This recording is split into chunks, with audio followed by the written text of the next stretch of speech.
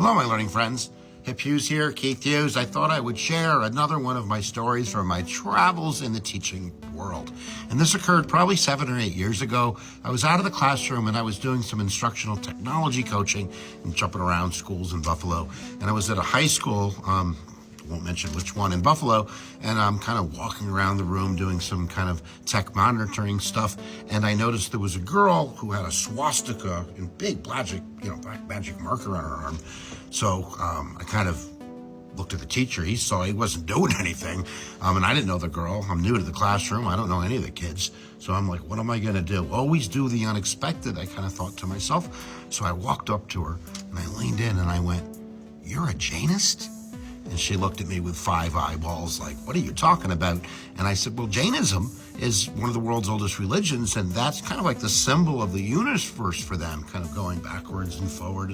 It's like, multiple universes. It's really cool that you're a Jainist. And again, she kind of shook her head, and I went, because otherwise it's a swastika, which means that, like, you're a Nazi.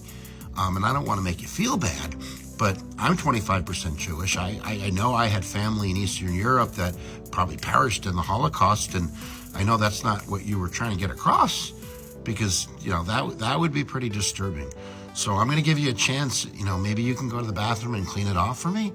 And she kind of looked at me sternly and kind of shook her head like she didn't know what to do. I know that's what the kid didn't know what to do. But she got up and she went to the bathroom and washed it off. And then she avoided eye contact with me the rest of the class, probably wondering, what the hell am I thinking? What's going on? And then the next day I saw her in the hall, and she looked up at me kind of sheepishly, and she smiled. That's the way to do it, my friends. Kids don't need to be lectured to. They don't need to be yelled at. They don't need to be, ostracized and put down. They need to be taught a lesson. And I think that maybe I taught her a lesson. And I did the same thing when it came, and I taught in the early 2000s. I grew up in the 80s, Generation X here. I'm like 22 years old, 51. So I remember being in high school, and the worst thing you could be called was the F word, right? Or gay, or whatever you want to call it.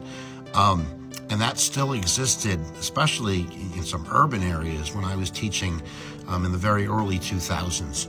And you would hear that word thrown all across the hallway. So my way of dealing with it was, now I had a good relationship with my kids. I think my kids respected me. I respected them, that's for sure. So whenever I would hear that word, very rarely after I would do this, I'd walk up to the kid and say, look, I don't want to make you feel bad, but when you say that word, I don't know if you knew that my brother's gay. And, he was a wreck for his early years. It almost came to the end for him more than a few times. So when I hear that word, like, you just throw me.